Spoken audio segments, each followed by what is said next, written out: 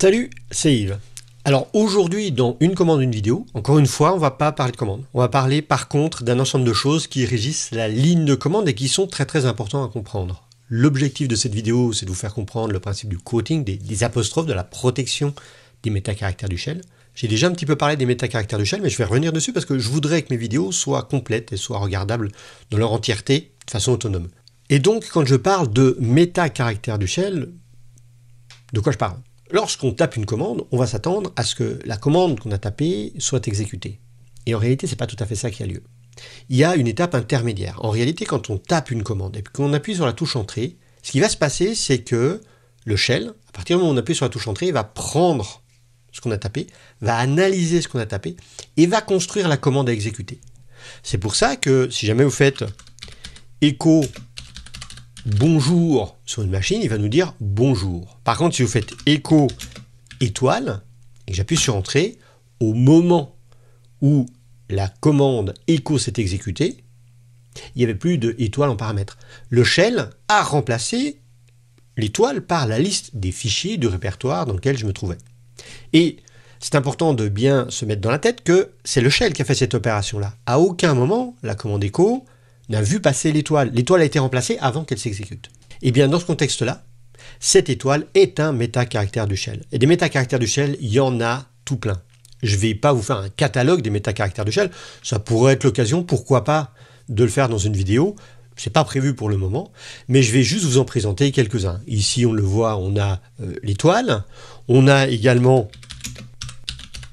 le $, quand il précède une chaîne de caractères, il va dire au shell, bah tiens, au lieu de taper $lang ici dans mon exemple, tu remplaces $lang par la valeur qu'il y a dans la variable lang. Une chaîne de caractères, ça va aller chercher la valeur qu'il y a dans une variable dont le nom correspond à cette chaîne de caractères. Donc il y en a tout plein qui existent. Et ce sont des éléments qui sont particulièrement casse-pieds quand on n'en a pas l'habitude. Petit exemple, si jamais je veux rechercher une étoile dans un fichier et que je fais grep étoile dans /etc/passwd, qu'est-ce qu'il va me dire ? Qu'est-ce qu'il m'affiche comme résultat ? Il m'affiche un résultat qui n'a aucun sens. Parce qu'en réalité, quand j'ai fait ça, grep étoile /etc/passwd, il a fait un grep étoile. Étoile a été remplacé par étoile, par fichier 1, par fichier 10, fichier 11, etc.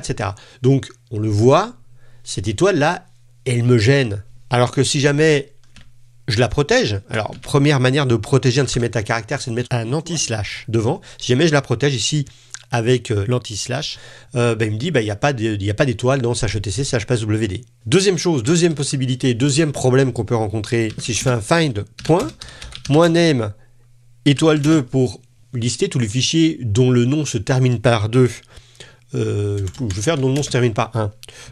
Et puis quand j'en ai trouvé un, je l'affiche. Qu'est-ce qu'il m'affiche ? Il m'affiche, voilà, il comprend pas. Il comprend pas, il me dit, les chemins doivent précéder l'expression fichier 11. Il est possible que vous ayez oublié une apostrophe. C'est ce qu'il me dit, littéralement parlant. Pourquoi ? Parce que quand je fais étoile 1, si je fais écho étoile 1, il me dit par quoi est-ce que le shell va remplacer l'étoile 1 avant de s'exécuter. Ici, donc, il le remplace par fichier 1 et fichier 11. Donc, clairement, à quoi sert le quoting ? À éviter ce problème-là, éviter que le shell interprète des métacaractères, alors qu'on ne veut pas qu'il les interprète, on veut qu'il les prenne de façon littérale. Alors la première manière qu'on a de protéger ces métacaractères, on l'a vu, c'est l'anti-slash. Si je rappelle cette même commande et que je mets un anti-slash devant, ici, l'anti-slash est lui-même un métacaractère, mais c'est un métacaractère qui dit, le caractère qui est juste après, tu ne dois pas l'interpréter, tu dois le prendre de façon littérale. C'est-à-dire que anti-slash étoile veut dire c'est le caractère étoile, c'est pas tout ce qui se termine par 1. C'est le caractère étoile suivi d'un 1. Et là, effectivement, mon find, lui, il voit une étoile, et donc du coup, il recherche tous les fichiers, il m'affiche tous les fichiers dont le nom se finit par 1. Mais c'est bien le find, cette fois, qui arrive à faire l'opération. Donc, première possibilité, ça fonctionne plutôt bien. Pour vous présenter les autres possibilités, je vais prendre un mécanisme qui est un petit peu plus simple.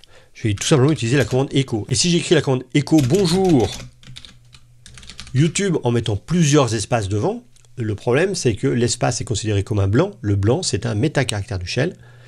Et quand le shell va voir echo bonjour plusieurs blancs YouTube, ce qu'il va faire c'est qu'il va considérer que ces plusieurs blancs sont un séparateur entre les différents tokens, entre les différents éléments qui sont présents sur ma ligne. Et donc, il va faire écho premier élément, bonjour deux éléments, YouTube troisième élément. Pour lui, du coup, il n'a plus l'ensemble des espaces qui sont là. Si je veux continuer à respecter, à avoir ces espaces-là, il va falloir que je dise à mon shell que l'espace qui est ici, il n'est pas à prendre en tant qu'un séparateur entre les différents tokens, entre les différents éléments de ma ligne de commande, mais à prendre comme le caractère espace, donc d'un point de vue purement visuel. Là, moi j'ai 2 tokens sur ma ligne après le écho, je veux n'en avoir qu'un seul qui est bonjour des espaces YouTube. Et donc pour ça, je rappelle cette commande-là, et puis je mets un anti-slash devant chaque espace. Alors évidemment, c'est pas comme ça qu'on fait au quotidien, mais c'est pour vous montrer que c'est une manière que l'on a de le faire, et cette fois on a un seul token sur la ligne qui est bonjour espace, espace, espace, espace, YouTube. Je sais pas combien j'en ai mis, mais vous avez le principe. Évidemment, ça c'est chiant à faire. Personne ne l'écrit comme ça parce que on va pas répéter l'anti-slash comme ça, c'est des coups à ce qu'on en oublie un. Donc à la place, qu'est-ce qu'on va faire? Ce qu'on va faire, c'est qu'on va utiliser l'apostrophe. Donc je vais mettre une apostrophe à la fin, je vais mettre une apostrophe au début, et en faisant ça, il me fait exactement le même résultat, c'est-à-dire que l'apostrophe aura pour effet d'ouvrir un bloc dans lequel aucun métacaractère ne sera interprété, sauf l'apostrophe qui va fermer ce bloc-là. J'ai une apostrophe qui ouvre le bloc ici, j'ai une apostrophe qui ferme le bloc ici, et entre les deux, tous ces caractères-là, ils sont pris sans interprétation. Du coup, je peux mettre une étoile, je peux mettre un $, il n'y a aucun problème de ce côté-là. Petite remarque, beaucoup de gens pensent qu'il faut mettre une apostrophe au début de la chaîne de caractères, une apostrophe à la fin de la chaîne de caractères. En réalité, la position des apostrophes exactes n'a une importance que si les apostrophes entourent les caractères qu'on veut protéger. Mais leur position exacte n'a pas d'importance. Ce qui fait que je peux tout à fait écrire une apostrophe là au milieu et puis une apostrophe ici. Voilà. Ici, j'ouvre un bloc qui est ici et qui se termine ici, ce qui veut dire qu'entre les deux, aucun métacaractère n'est interprété. Et puis c'est juste à cet endroit où il y a des métacaractères, d'autres caractères, donc ça va très bien fonctionner. Ce que je veux dire par là, c'est que il faut comprendre comment ça marche et pas appliquer bêtement. Ici, on voit que pour que ça fonctionne, entre apostrophes doivent être présents les caractères qu'on veut annuler, qu'on ne veut pas interpréter. Et un jour, quand j'ai expliqué ça, j'ai eu un participant à une formation qui a voulu tester, qui a fait un truc qui, je trouve, pour comprendre, est plutôt pas mal. C'est-à-dire que il s'est dit, qu'est-ce qui se passe si jamais je mets individuellement chacun des espaces entre apostrophes? Ça va fonctionner. Qu'est-ce qu'on fait ici? On met un espace entre apostrophes, puis on ouvre une nouvelle apostrophe, on met l'espace suivant, puis on ouvre une nouvelle apostrophe, puis on met l'espace suivant, puis on ouvre une nouvelle apostrophe, puis on met l'espace suivant, puis on ouvre une nouvelle apostrophe, puis on met l'espace suivant. Chaque, ici, espace est dans sa propre apostrophe, et donc du coup, ça va bien nous donner le bon résultat à nouveau. Alors, évidemment, encore une fois, personne ne le fait, mais pour s'en faire une représentation mentale, je trouve que cet exemple-là est plutôt pas mal. Alors, je le sais, il y a beaucoup de débutants qui n'utilisent pas les apostrophes, qui utilisent les guillemets et qui me disent « Ouais, mais du coup, le guillemet, c'est pareil. » Il y a une petite subtilité avec le guillemet, parce qu'en fait, on a un problème quand on utilise l'apostrophe ici, et l'apostrophe, il va venir me poser un problème dans le cas de la manipulation des variables, par exemple. Si jamais j'ai une variable qui contient un espace, le problème que je vais avoir, c'est que le système, pour avoir l'espace qu'il y a dans ma variable comme un séparateur de token, et pas comme le caractère espace à l'intérieur d'une chaîne de caractères. Et comment est-ce que je fais pour le protéger? Là, je suis un petit peu coincé, je ne peux pas trop le faire. Donc, du coup, qu'est-ce qu'on a inventé? On a inventé les guillemets. Alors, pour qu'on voit la différence de guillemets, ce que je vais faire, c'est que je vais faire écho, la langue est $langue. Si je fais ça comme ça, sans aucune apostrophe, voilà, il me remplace $langue par la valeur de la variable langue, et puis il me l'affiche correctement. Si jamais je mets des apostrophes autour de ma chaîne de caractères, je les mets autour de ma chaîne de caractères pour simplifier, si jamais je fais ça comme ça, ici, comme c'est entre apostrophes, le $langue, le dollar reste le caractère $, il n'est pas interprété comme étant la valeur contenue dans la variable langue. Mais si jamais je mets des guillemets,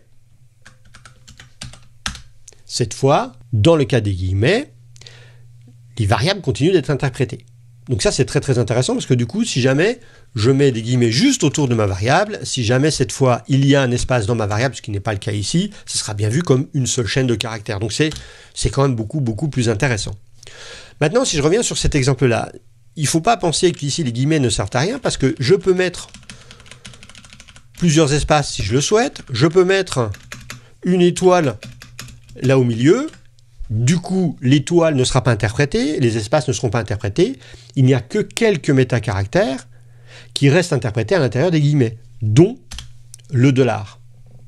Et mais ça va me poser un autre problème, qui est qu'est-ce qui se passe si jamais moi je veux dire la variable $lang, je vais mettre je vais mettre vo, $lang. Ben là, ça ne marche pas. Comment est-ce que je vais lui dire que je veux la variable $lang? Alors, je peux mettre des apostrophes à certains endroits, des guillemets à un autre, mais ce que je peux faire également, c'est que je peux mettre un anti-slash quand je suis dans les guillemets. L'anti-slash continue de dire que le caractère suivant, eh ben, il est à prendre au sens littéral, il n'est pas à interpréter. Et ici, donc, du coup, anti-slash $, veut dire que le dollar, c'est le caractère $, c'est pas le symbole qui veut dire qu'on va aller chercher la valeur qui est dans la variable langue. Donc c'est ça le quoting, hein, c'est ça le quoting, c'est-à-dire protéger certains métacaractères. Alors, j'ai quelques petits bonus à vous donner. Bien que ce ne soit pas de la protection de métacaractères, il y a quelques éléments en plus qu'on peut regarder qui sont rigolos. Puisqu'on parle des apostrophes, il y en existe de plein de types différents. Il y a l'apostrophe normale, classique, et il y en a une qui est très intéressante et qu'on rencontre de temps en temps dans le shell, c'est l'apostrophe inversée, la backquote. La backquote, l'apostrophe inversée, sur un clavier QWERTY de PC, c'est la commande Alt-GR7, il faut mettre un espace parce que c'est une touche morte. Et pour comprendre à quoi elle sert, je vais reprendre un exemple qui, je crois, je l'avais déjà donné dans une vidéo précédente. Si j'appelle la commande date, elle m'affiche la date et l'heure, et aujourd'hui, nous sommes le dimanche 8 janvier 2023 à 17h30 à peu près. Je voudrais juste afficher l'heure. Pour juste afficher l'heure, je peux passer un symbole ici, plus, qui veut dire que je vais donner le format de ce que je veux voir afficher, %H majuscule les heures, %M majuscule les minutes, %S majuscule les secondes. Voilà. Et là, donc, du coup, il m'affiche juste heure, minute, seconde. Et moi, ce que je voudrais, c'est que dans ma ligne de commande, je dise au système, aujourd'hui, il est telle heure sur ma machine. Et donc, je peux dire un truc avec echo. Il est exactement, et je vais prendre un copier-coller de ça sur ma machine. Et si je fais ça, évidemment, le date plus %H, etc., pour lui, ce ne sont que des caractères, donc c'est pas tout à fait ce que je voulais, quoi. C'est logique qu'il m'affiche ça, mais on voit bien que c'est pas tout à fait ce que je voulais obtenir. Et c'est là où viennent l'apostrophe inversée. L'apostrophe inversée se met autour d'une commande. Ici, ce date, j'aurais dû le mettre là, voilà, et puis ici, je mets Alt-GR7 espace pour que ça marche, voilà. Et si jamais je fais ça, qu'est-ce qu'il va voir? Il va supposer que ça est une commande, il va exécuter cette commande, il va retrouver ce résultat, et il va venir insérer le résultat de la commande à l'endroit où on avait les apostrophes inversées. Et du coup, il est capable de m'insérer le résultat d'une commande dedans. Alors, c'est pas du quoting, puisque ça ne protège pas des caractères, mais ça correspond aux apostrophes. Un autre petit bonus que je vous donne, ici, il y a un fichier qui s'appelle -z, et ce fichier qui s'appelle -z, il va me poser problème si jamais je cherche à l'effacer. Si je fais un rm-z, il me dit -z, option invalide. Pourquoi est-ce qu'il me dit ça? C'est parce que, par défaut, pour la plupart des commandes, tout ce qui commence par tiret, ce n'est pas des paramètres, ce sont des options, donc ça a un symbole, ça a un sens pour la commande en question. Ici, bon, alors il me donne un exemple, mais il y a une autre manière de le faire. Si jamais je voulais effacer ce fichier -z, je pourrais faire un rm espace /z qui fait disparaître le tiret du début du nom. En fait, là, on voit bien que ce n'est pas une option, que c'est le fichier qui s'appelle -z. Mais on peut le faire d'une autre façon, qui est que la plupart des commandes GNU possèdent une option qui est l'option tiret. Si jamais je fais rm espace -z, ici je dis à la commande rm, attention, après le tiret-tiret, il n'y a plus aucune option. Donc si jamais j'ai une chaîne de caractères qui apparaît qui commence par un tiret, ce n'est pas une option, ça correspond spécifiquement au nom d'un fichier pour la commande rm, mais ça pourrait être un élément, un token à prendre en tant que non-option pour une commande. Donc ici j'appuie sur entrée, vous allez voir que hop, il est content, cette fois il n'affiche pas de message d'erreur, et il a bien effacé mon fichier qui s'appelle -z. Alors voilà pour le quoting, voilà pour ces quelques options que je voulais vous présenter aujourd'hui. J'espère que vous avez appris des trucs. Si c'est le cas, n'hésitez pas à partager ces vidéos. C'est en partageant les vidéos que vous m'aidez de plus, que vous aidez à faire connaître la chaîne et que vous aidez à partager ce savoir-là. En tout cas, moi je tiens à remercier particulièrement les gens qui sont abonnés au Tipeee, au Utip, et qui m'aident à débloquer un petit peu de temps pour faire toutes ces vidéos. Une nouvelle vidéo est en préparation, une nouvelle vidéo va bientôt arriver. Si jamais vous voulez ne pas rater sa sortie, je vous invite à vous abonner à la chaîne. Et puis moi je vous dis à la prochaine. Ciao les geeks!